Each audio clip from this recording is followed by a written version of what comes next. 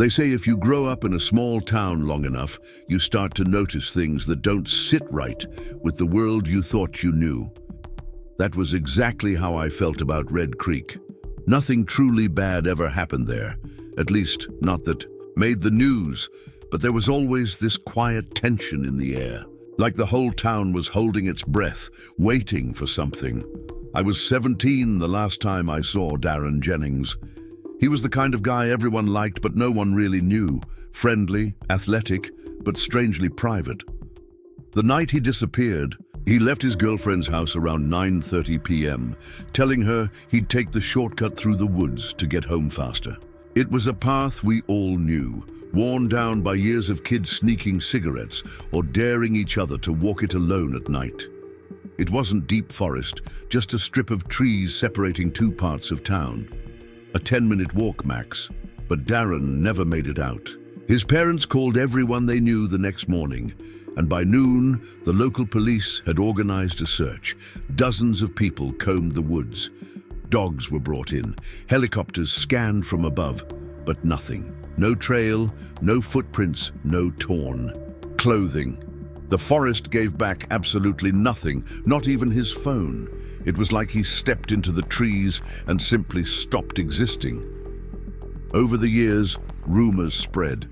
Some said he ran away, others whispered darker things, about a shadow in the woods, a voice that calls your name in someone else's tone, about old things buried deep under roots older than the town itself. The trail was officially closed after that, barricaded with metal fencing and signs warning of unstable ground. But kids being kids, that didn't stop us, especially not me. I had grown up with Darren, not close, but enough to feel the void he left behind. And as I got older, the silence around his disappearance began to gnaw at me. So last fall, 15 years after that night, I came back to Red Creek. I didn't tell anyone. I just drove up, parked near the old trailhead, and waited for the sun to go down. I wasn't looking for ghosts or answers. I just needed to stand where he stood to see if anything would speak to me in the way memories sometimes do. But the woods didn't feel like memory. They felt alive. The air changed as soon as I stepped past the fence. It was like walking into a different temperature, like the atmosphere had thickened. My flashlight started flickering, even though the batteries were fresh. I heard what I thought was wind through the trees, but it moved too rhythmically. 3 bursts, then silence, then again, like breathing. I told myself it was just nerves or maybe a storm coming in. I took another step, and that's when I noticed something strange. The trees weren't right, not dead, not twisted like in horror movies, just off. Their spacing seemed too perfect, their branches reaching in ways that looked too deliberate, like they had grown according to some hidden pattern. And then I saw it. A shirt, half buried beneath a pile of dry leaves, faded red with a torn sleeve. My heart stopped. Darren had been wearing red the night he vanished. I knelt down to touch it, and the instant my fingers brushed the fabric, I heard a sound, not behind me, not around me, inside me. A whisper, sharp and clear. "Why did you come back?" I jerked back like I'd touched a live wire. The whisper wasn't a thought or a memory. It was a voice that had no place in my mind, too clear to be imagined and too close to ignore. I stood frozen, the shirt still half buried, my breath caught, between disbelief and rising panic. The woods around me fell into a silence so deep it became oppressive, like the air itself was pressing against my ears. I should have run. I should have turned back, climbed over the fence, driven away, and never looked over my shoulder again. But I didn't. Instead, I did the one thing I promised myself I wouldn't do. I called out his name. "Darren?" I said it like a question, like maybe he'd step out from behind one of those crooked trees with a sheepish smile, like it had all been some long, drawn-out prank. But nothing answered. Not a voice, not an echo, not even a bird overhead. Only the soft rustling of dry leaves shifting where there was no wind. I stepped deeper into the trail. Something compelled me. Not curiosity, not bravery. It felt more like gravity, like the forest had tilted just slightly in one direction and I was slipping into it. The deeper I went, the stranger it became. I started seeing signs that no one else had been here for a long time. Branches grown in perfect archways over the path, stones arranged in small circles like forgotten rituals, and a scent I couldn't place. Earthy, yes, but underneath it something older, like iron and rain and decay. I kept walking until I reached a point where the flashlight beam stopped penetrating the darkness ahead. That's when I noticed it. My footsteps didn't make sound anymore. I tested it, stomping down hard on twigs, but there was no snap, no crunch, just the sight of the motion but silence, as if the forest had swallowed sound whole. My chest tightened. I turned around, ready to head back, but the trail behind me no longer looked familiar. Trees I hadn't passed, a bend that wasn't there before. I spun in place, trying to reorient myself, and that's when I saw it. Just ahead in the shadows, two small points of light. They weren't eyes, not glowing, not reflecting. They looked like candle flames, but standing still in the air, far too steady for any breeze. I took a hesitant step forward. The lights backed away, not flickering, moving, leading. I wanted to turn back again, but when I looked behind me, the trail had vanished completely, not faded or hidden. Gone, replaced by thick underbrush and trees standing too close together to have allowed me through in the first place. I was no longer walking a path, I was being led. I followed the lights. I don't know why. Maybe because standing still in that place felt worse than walking toward the unknown. The trees grew denser, the air grew colder, and then, out of nowhere, I reached a clearing, a perfect circle, maybe 30 feet wide, with moss-covered stones arranged along its edge. In the center, a hole. Not dug, not collapsed, just a dark, circular opening in the earth, so perfectly round it didn't look natural. As I stepped closer, I felt warmth rising from it, humid and foul. The lights stopped just above the hole's edge. Then, for the first time, I heard something new. A voice, not a whisper, but something deeper, male, familiar. It said, "You shouldn't be here, Alex. My name." It knew my name. I froze. That voice didn't just say my name, it spoke it the way only someone from my past would. There was a weight to it, a familiarity that made the air in my lungs feel thick. My mind raced. I hadn't told anyone I was coming back to. Red Creek. I hadn't posted about it. I hadn't even used my real name when checking into the motel. So how did whoever or whatever was down there know it? I took a slow step toward the hole, trying to peer into the darkness, but my flashlight flickered violently and then died completely. Pitch black. I tapped it, shook it, nothing. The glow from the two lights hovered near the hole's edge, now dimmer, as if the air itself was swallowing their shine. I could feel my heart pounding in my throat. Then the voice came again, closer, but not louder. "You were his friend. That means something here." My knees felt weak. Darren. This had to be connected to Darren. I leaned in a little closer, squinting into the void, and just then I heard a scraping sound from deep below. Not like a creature, not even like someone climbing.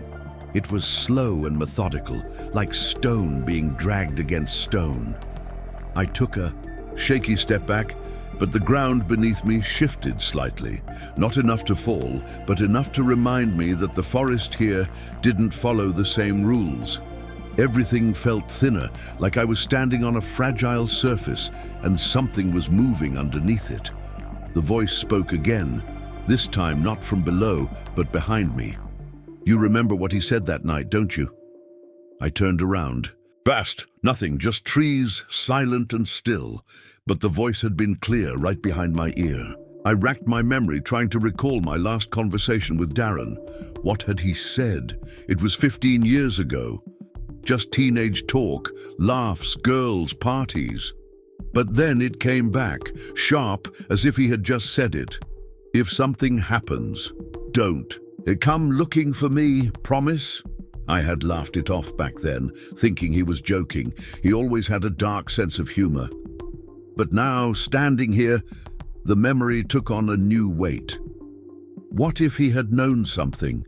What if that walk through the woods wasn't a shortcut, but something else, a choice? Suddenly, the lights vanished, snuffed out like candles. I was surrounded by pure black, the kind that presses against your eyes and makes you doubt you'll ever see again. And then I heard it. Footsteps. Slow, heavy, deliberate. Coming from inside the hole. The scraping sound had stopped. Whatever was down there had started climbing. I backed away instinctively, but every step I took made the silence louder, like the forest was listening. Then came the sound of breathing. Deep, wet, unnatural. It wasn't echoing, it was around me. I could feel it brush past my ears. I whispered out loud, not knowing why. "Darren?" And the voice replied, not from below, not from behind, but from within the trees themselves. "Darren's not here, but you are." I didn't move. I couldn't. The darkness had weight now. It felt like it was pressing against my chest, folding around my shoulders, seeping into my ears. The forest wasn't just quiet, it was suffocating. I didn't know what Darren's not here meant, if it was a warning or a taunt, but either way, the realization hit me hard. I was completely alone, in a place that didn't want me to leave. I reached into my jacket pocket, fumbling for my phone, hoping to use it as a flashlight. When I turned on the screen, it flickered to life for just a second before freezing, completely unresponsive. But in that brief flash, I saw something in the distance behind the trees. A silhouette, tall, still, watching. My breath caught. The light blinked off again and I was left in total blackness. I didn't dare call out. Every instinct told me that whatever was standing there wasn't waiting for conversation. I turned and began walking in the direction I hoped would lead me back. I had no trail to follow, no stars overhead, just my gut and the memory of how I came in. But with each step, the trees felt closer. Their branches seemed to stretch in unnatural ways, reaching, bending.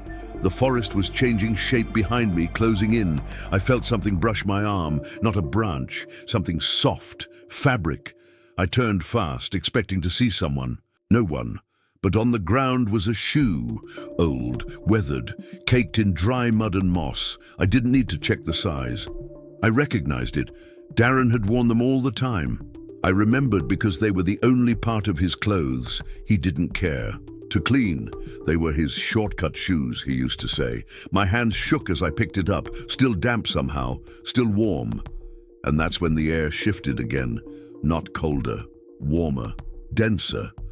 A low hum started, almost too low to hear. It vibrated in my chest before it reached my ears. I spun around and saw more silhouettes now, 3 or 4, standing between the trees, far enough to hide their faces, close enough that I could see they weren't moving. They weren't walking or breathing or shifting weight. They were waiting. And that's when the humming stopped, replaced by something else. A low whisper, not one voice but many, overlapping in ways that made it impossible to focus on the words. But one phrase stood out over and over. "You took his place." My stomach dropped. I turned to run, but the forest didn't allow it. Where there had been open space, there was now bramble and root. The clearing behind me had vanished. The hole was gone.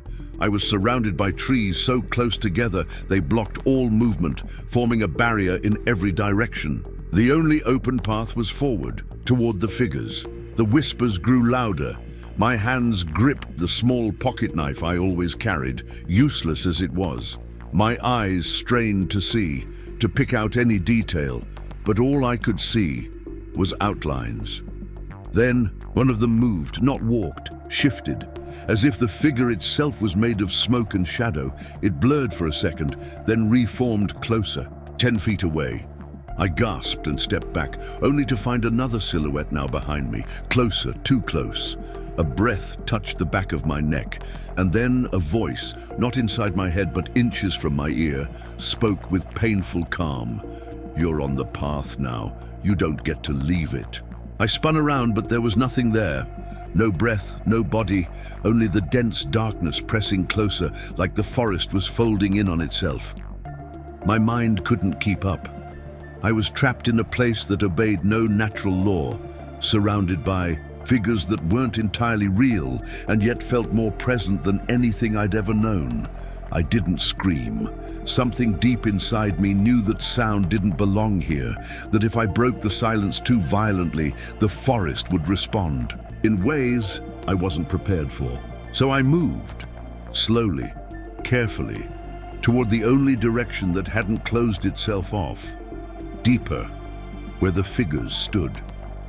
With each step, my vision began to adjust, not to light, but to something else, like my eyes were being trained to perceive. A different layer of reality.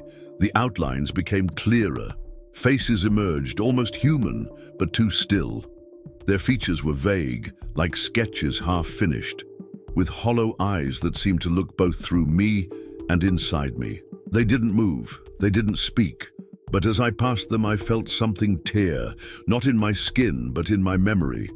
I began forgetting things, small, personal details, my motel room number, what time I had arrived in Red Creek, the name of the diner I'd eaten at earlier that day. My mind was unraveling piece by piece. It felt deliberate, like the forest was stripping away anything that tethered me to the outside world. And then, ahead of me, I saw light again, not the flickering flames from before, but something colder, blue, artificial. I hurried toward it, heart pounding, and broke through the trees into another clearing, this one much larger, with the broken remains of a wooden shack in its center. The source of the light was a battery-powered lantern, barely clinging to life. And next to it, a journal, weathered, soaked, but still intact. I picked it up with trembling hands. On the inside cover, written in shaky handwriting, was a name, Darren Jennings. My breath caught in my throat. I flipped to the first page. The entries were short, panicked. The dates were scrawled but coherent. He had been writing in it after his disappearance. He had been alive at least for a while. The entries got darker, more frantic. Mentions of echoes in the trees, of voices with my voice, of shadows that follow but never leave footprints.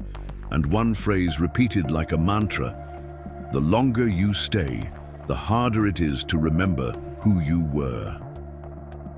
My fingers trembled. I wanted to believe this was fake, planted, but I knew his handwriting. I had seen it 100 times in high school. This was real. This was his. And then I heard it again, the humming.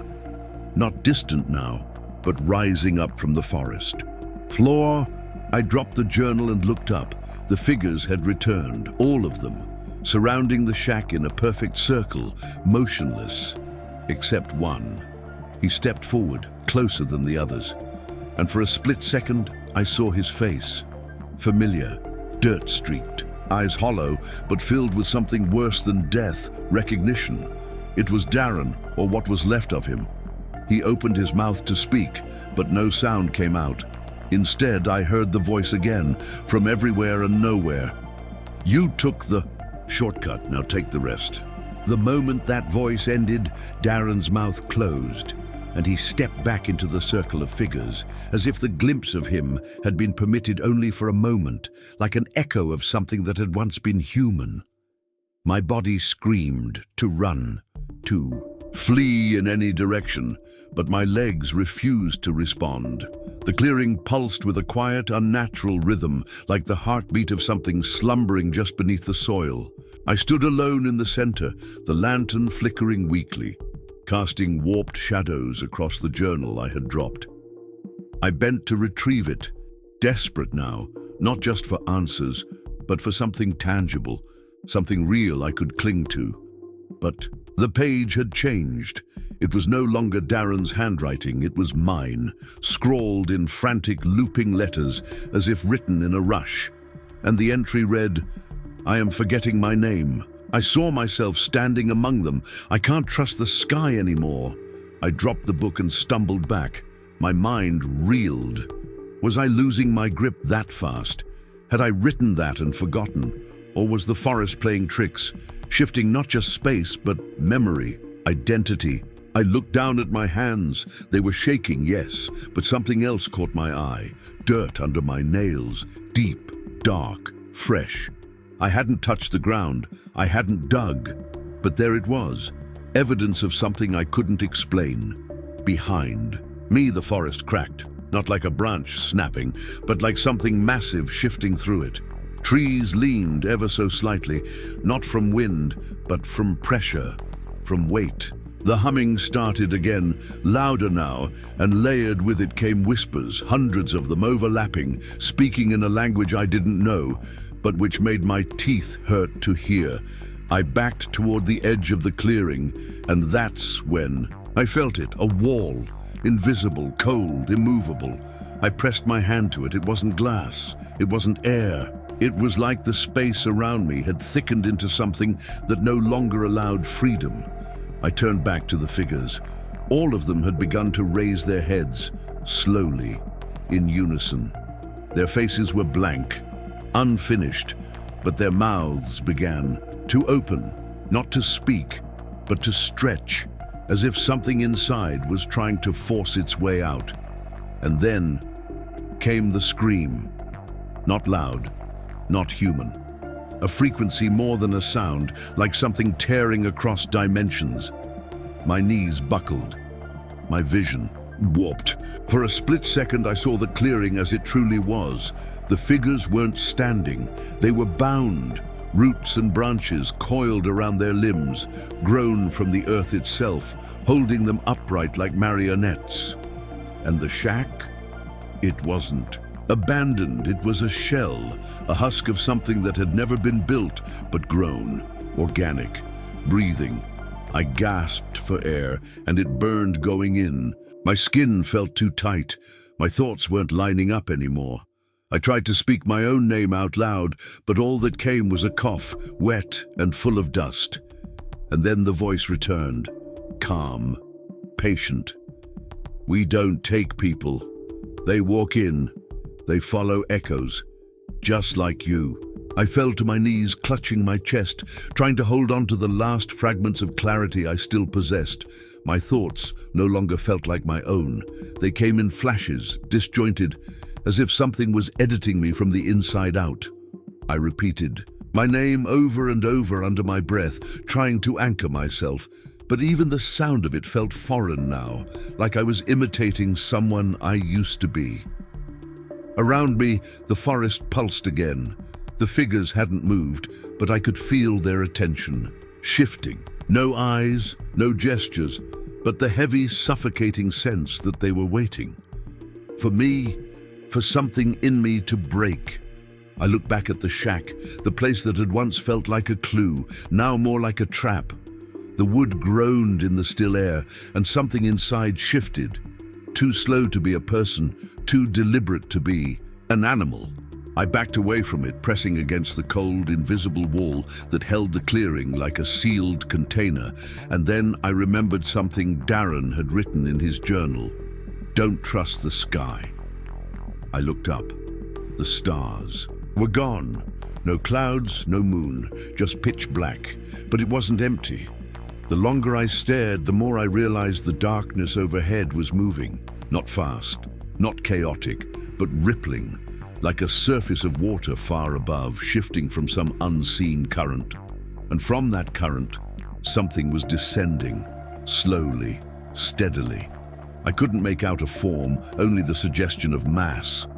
But whatever it was, it radiated a feeling of deep wrongness, ancient, watching, choosing. I pressed both hands to the wall behind me, my breath shallow and quick. I didn't want to be here anymore. I didn't care about answers. I didn't care about Darren. I just wanted to leave with my mind intact. I squeezed my eyes shut, hoping when I opened them, the forest would be gone. But instead a voice rose again. This time it was Darren's, real, close.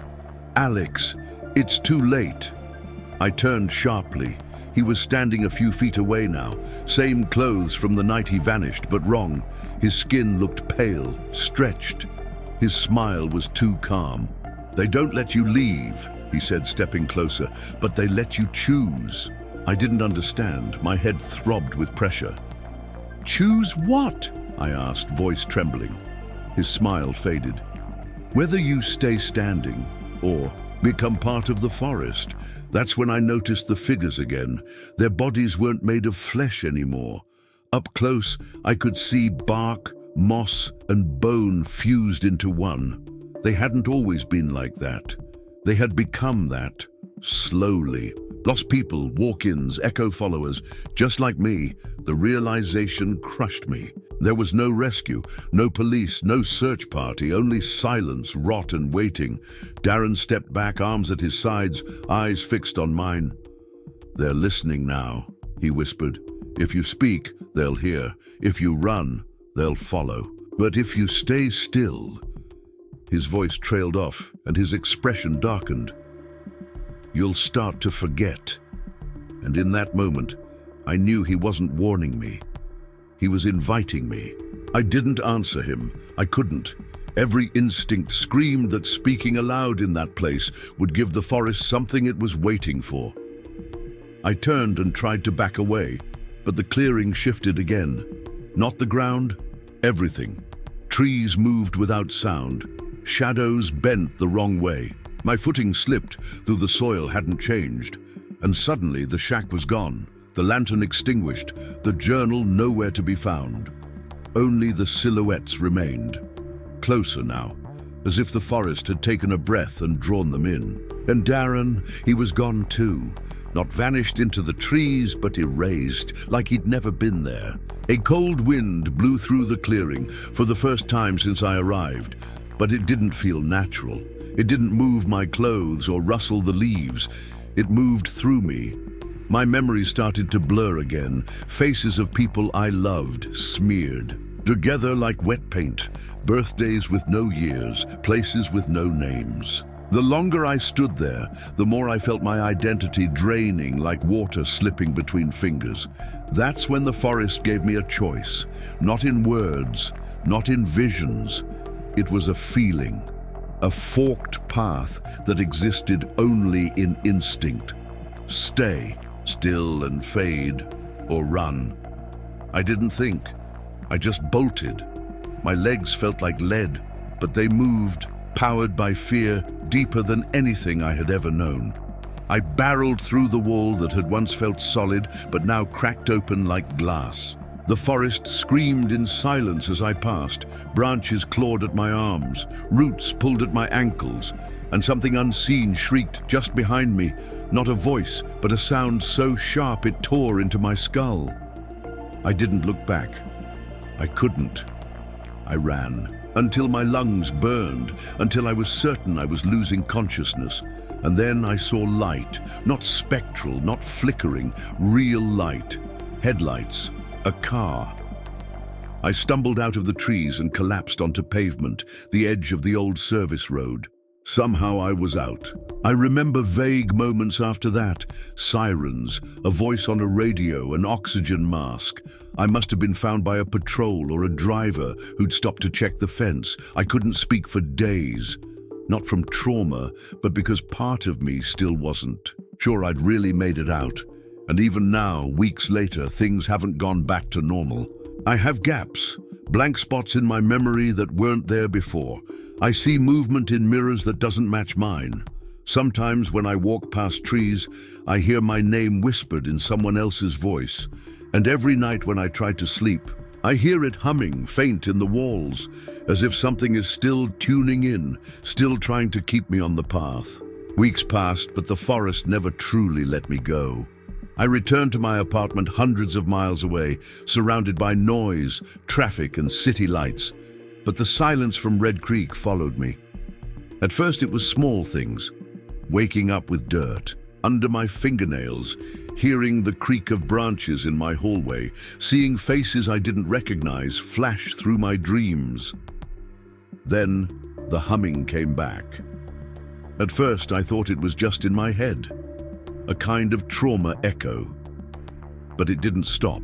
I recorded it, played it back. There was nothing on the audio, complete silence. But when I listened with my own ears, it was there, always just under the surface. My doctor said it was PTSD.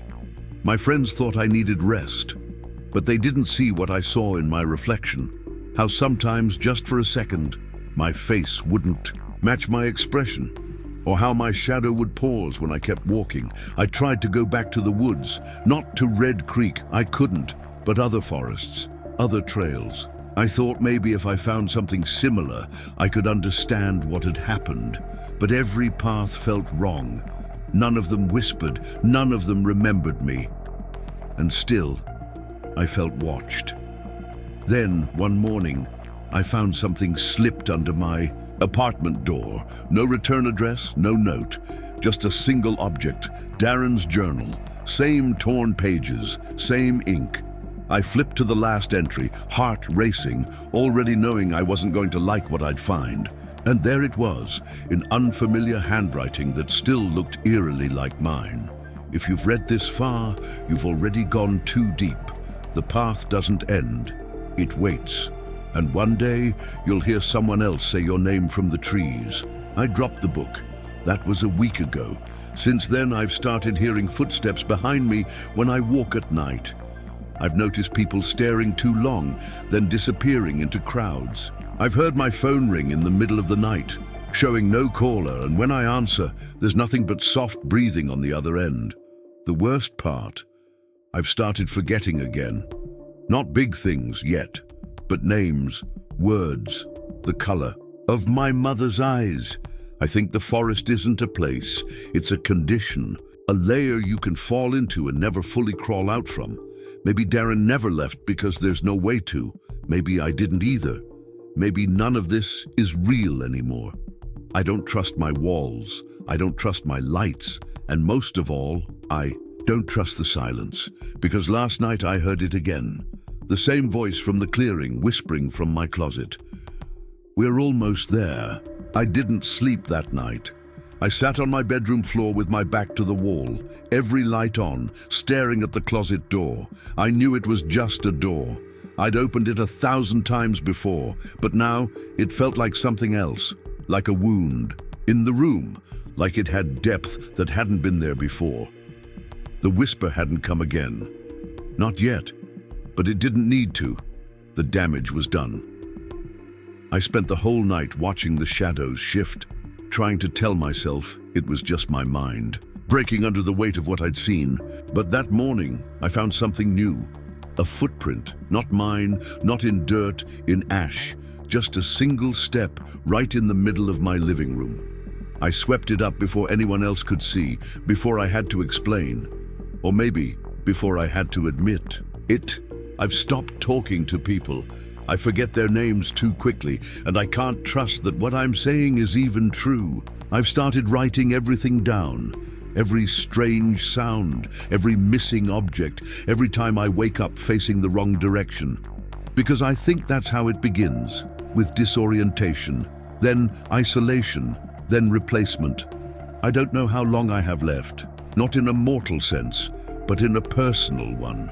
How long before I'm not really me anymore? Sometimes I catch myself in mirrors, watching too closely, and I don't blink. I don't even breathe. I just watch myself, the way Darren did, the way all of them did, like something inside is waiting for my body to be empty. And sometimes in those moments, I feel calm, like I belong to the woods now, like it's still under my skin, still pulling me back. I don't know if this story will ever make it to anyone. Maybe this file gets lost. Maybe I get lost. But if you hear something calling your name in a voice that almost sounds like yours, don't answer. If you see lights in the trees that don't cast shadows, don't follow. And if you ever think about taking a shortcut through the woods, don't. There are things that live off paths, off maps, off memory. They are patient and they are listening.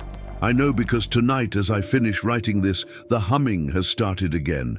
But this time, it's not in the walls. It's inside my head. And something just knocked from the inside of my closet.